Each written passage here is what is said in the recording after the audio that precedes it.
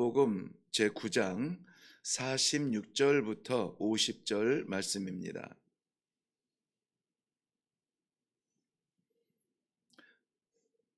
46절부터 50절까지의 말씀 우리 한 목소리로 읽습니다. 시작.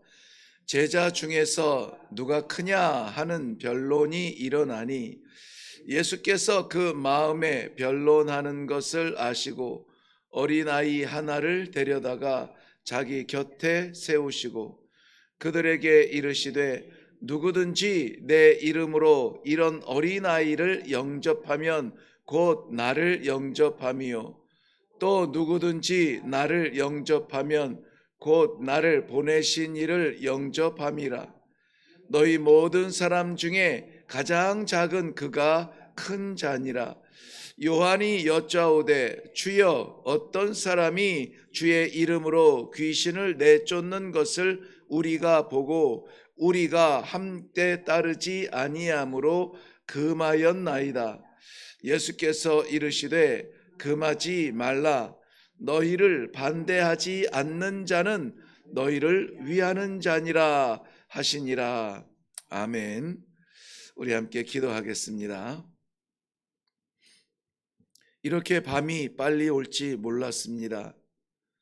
이렇게 우리가 연약하고 부족해서 하고 싶은 대로 마음껏 주의 일을 할 수 없는 시간이 빨리 올지 몰랐습니다. 어느새 우리가 마음껏 할 수 없는 시간과 공간 속에 갇혀 있습니다. 더 지나가기 전에, 더 늦기 전에, 더 약해지기 전에, 더 사라지기 전에 지금 오늘 주를 위한 충성의 날이 되게 하시고 오늘을 바라보시는 우리 아버지를 기쁘시게 하는 종들의 삶이 되게 하여 주시옵소서. 오늘도 말씀으로 인도하여 주실 줄로 믿사옵고 예수님의 이름으로 기도하옵나이다. 아멘.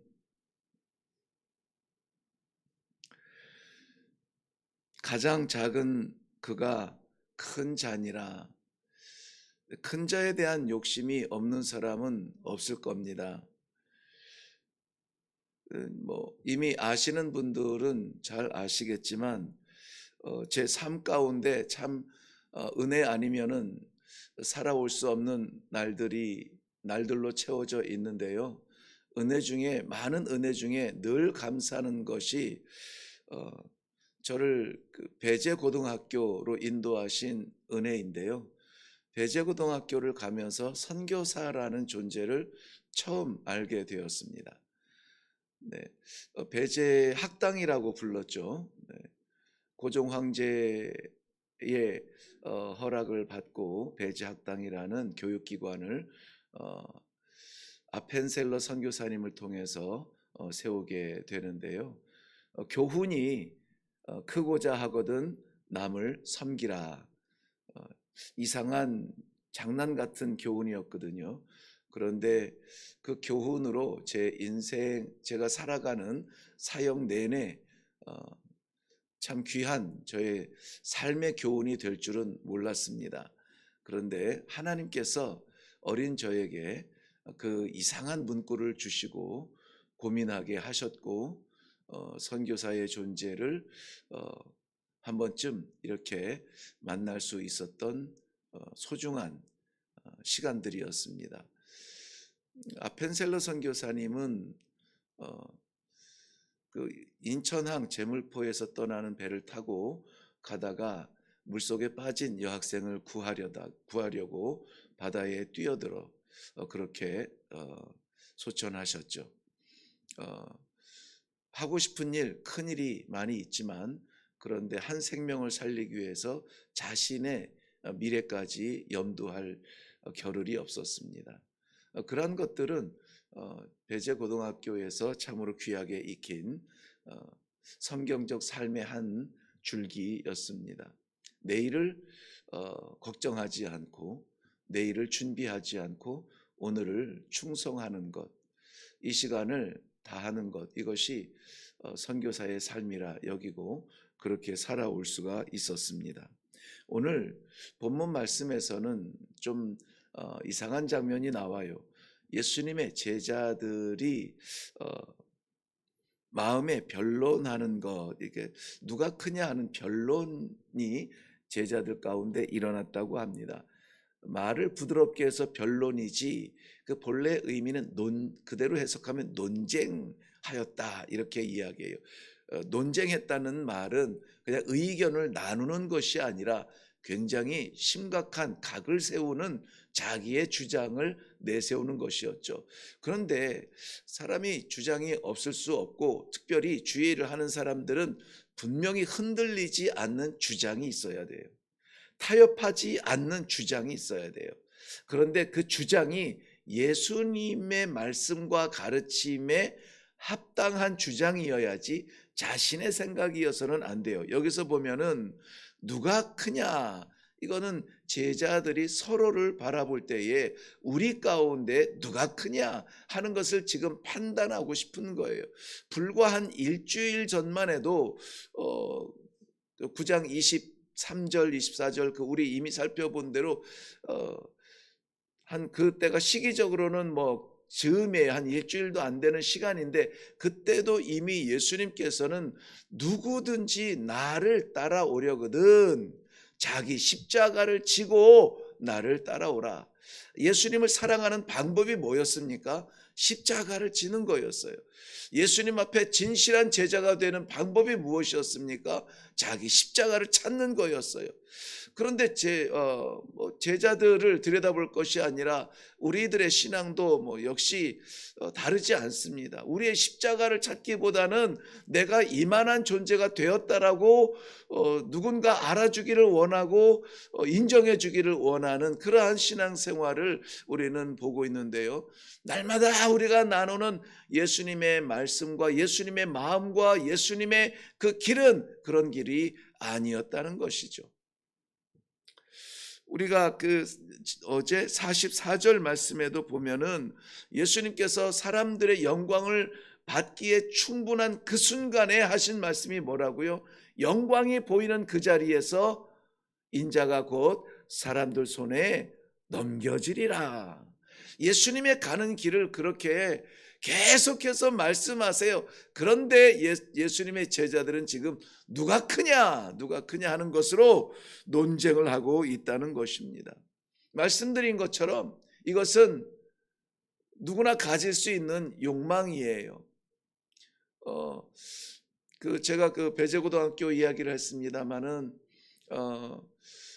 크고자 하거든 남을 섬기라는 말이 한자로는 욕위 대자 당위 인력 이렇게 되어 있거든요.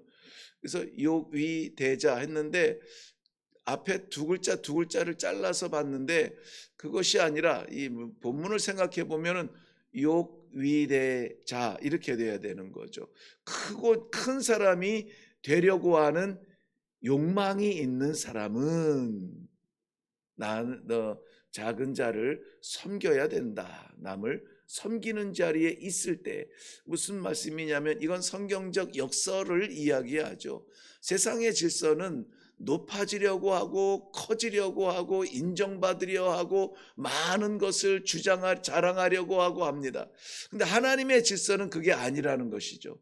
가장 작은 자가, 세상에서 가장 작은 자가 하나님 앞에서 가장 큰 자니라. 세상에서 가장 험한 십자가를 지고 세상에서 가장 무명의 존재로 무너진 자를 통해서 하나님께서는 만인이 생명을 얻을 그 길을 열었다는 것이죠. 갑자기 본문에는 제 준비한 내용에는 없습니다만은 그런 생각이 갑자기 들었네요. 지금은 시대가 달라졌지만은 저희가 어렸을 때만 해도 아침이면은 어쨌든지 간에 이방 저방 하나밖에 없는 이 세면대를 서로 씻으면서 화장실에 전쟁을 하면서 그래도 한 자리에 모이죠. 아침밥상에 모여서 회사 갈 남편, 학교 갈 자녀, 이렇게 해서 막 서로 마음이 급해도 아침밥상에 둘러 앉아 있었잖아요. 부랴부랴 일어나서 준비하고 우리는 막 김이 모락모락 올라오는 그러한 따뜻한 밥을 먹었지만 누군가는 그 새벽 깜깜한 새벽에 일어나서 그 밥을 준비했던 한 작은 손길이 있었다는 것을 우리는 잊을 수 없습니다. 그것은 어머니의 사랑이에요. 피곤하지도 않은지 체력도 무한한지 우리는 늘 당연한 줄 알았지만 그건 희생이고 사랑이었어요. 그것 때문에 오늘 우리가 이렇게 건강하게 살아가는 것 아닙니까? 이 세상에서도 그러한 하나님의 질서를 우리들에게 보여주세요. 보이지 않는 자리에서 십자가를 지고 보이지 않는 자리에서 수고의 땀을 흘리고 사랑의 눈물을 흘리는 그들로 인하여서 교회가 교회 되어지고 가정이 가정 되어지는데 하나님은 이것을 간과하지 않는다는 것입니다. 예수님께서 이 제자들의 논쟁을 보시고 그 질서를 이렇게 뒤집어 엎으시는데요. 한 어린아이를 데려다가 곁에 두시고 이렇게 말씀하십니다. 누구든지 내 이름으로 이런 어린아이를 영접하면 곧 나를 영접하며 나를 영접하는 자는 나를 보내신 이를 영접함이라. 너희 모든 사람 중에 가장 작은 그가 가장 큰 자니라.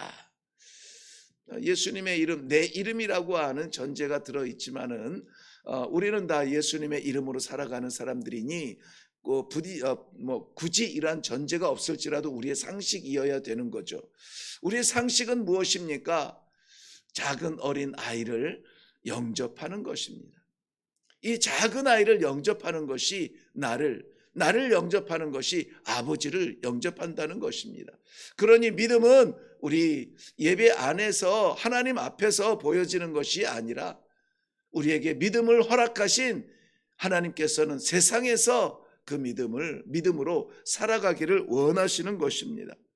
세상에서는 힘 있는 사람, 능력 있는 사람, 높이 있는 사람을 대단한 사람이라, 큰 사람이라 이야기하지만 하나님 나라에서는 오히려 가장 낮은 자가 가장 큰 자라고 말합니다.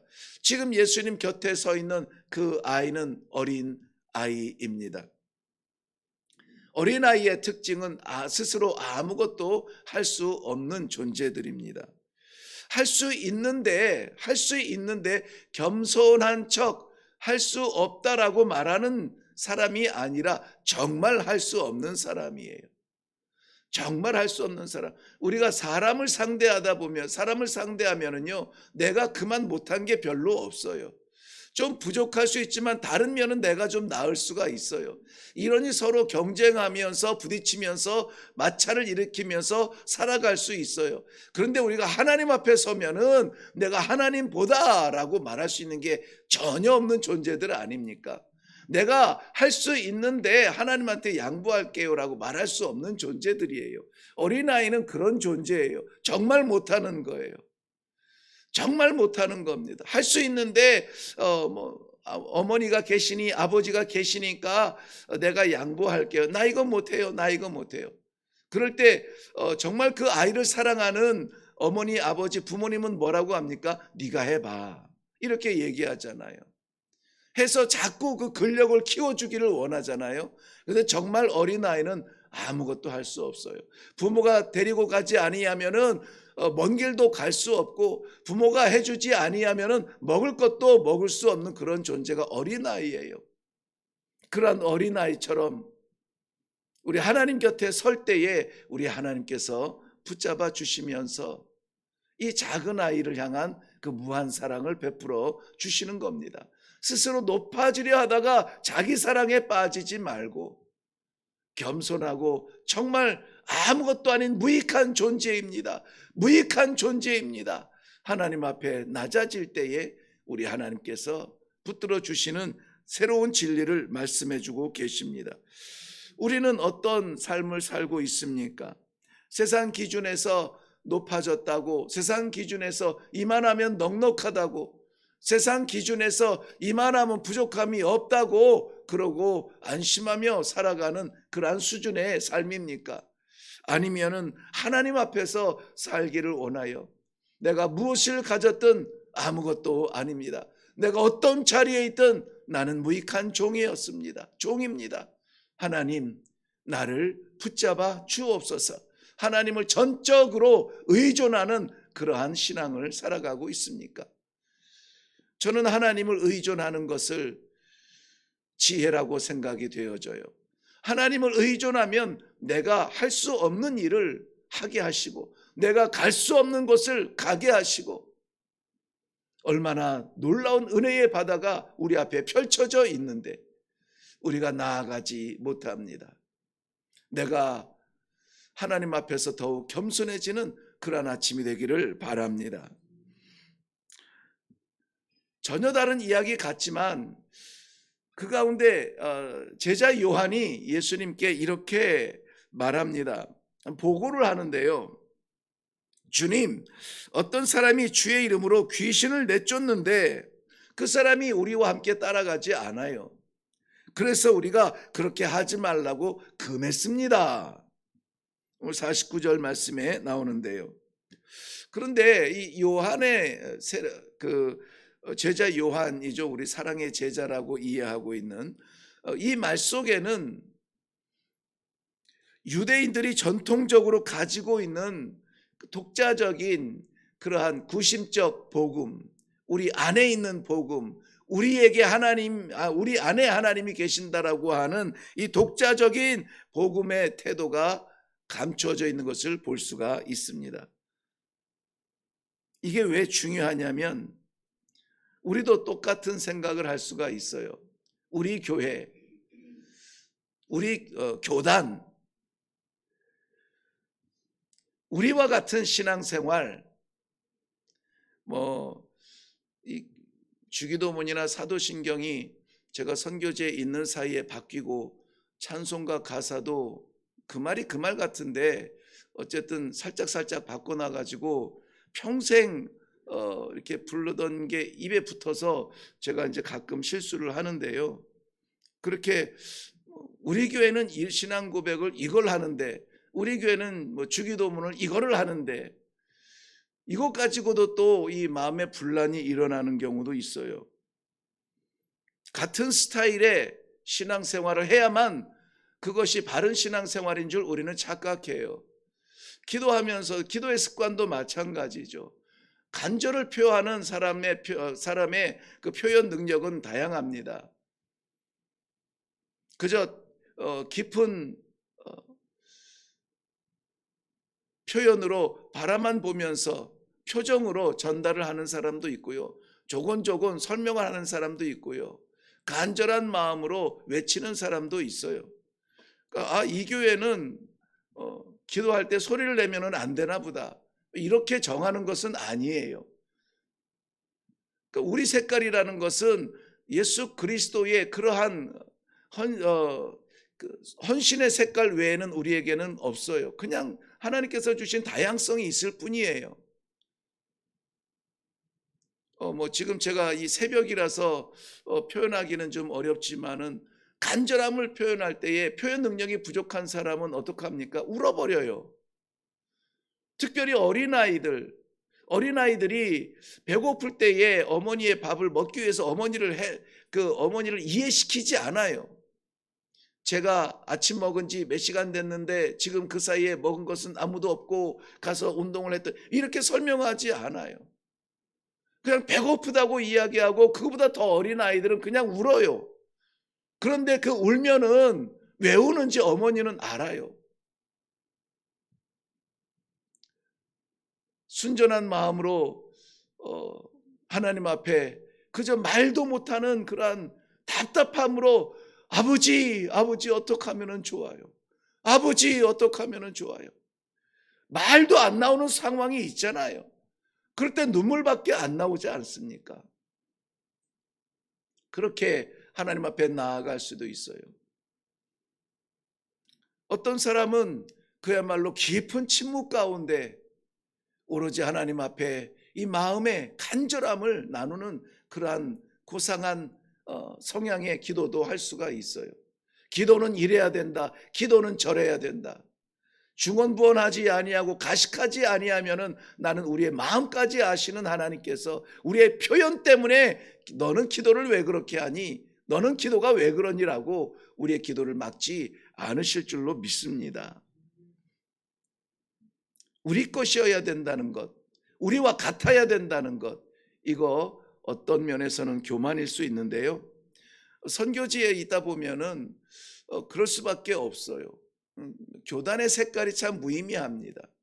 동일한 성경을 붙들고 이렇게 신앙생활을 할 때에 이런 말이 있습니다. 이단만 아니면 합력하여 선을 이루어야 되는 자리, 선교지. 왜냐하면 저희 같은 경우에도 뭐 아무도 없었거든요.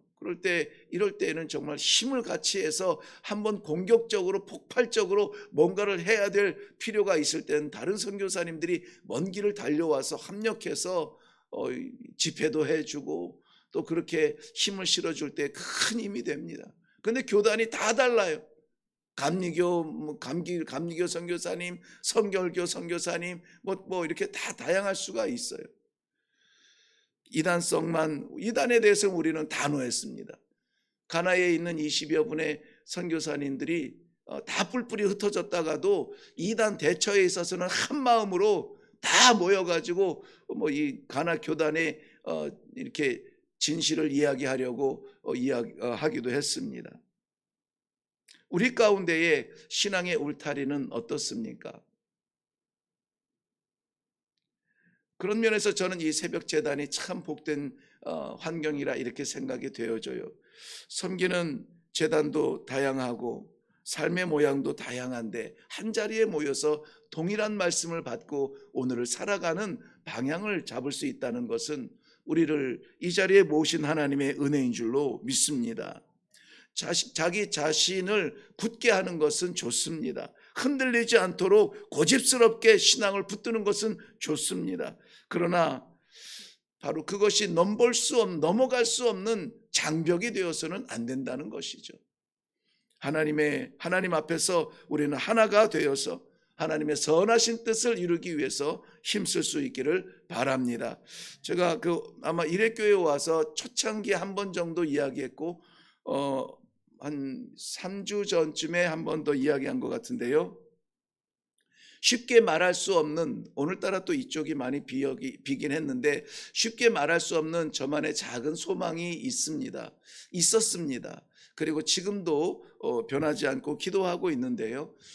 이레교회에 와서 새벽 예배를 보니 다양한 교회에서 다양한 성도들이 와서 이 새벽 제단을 지키는 것을 보았습니다.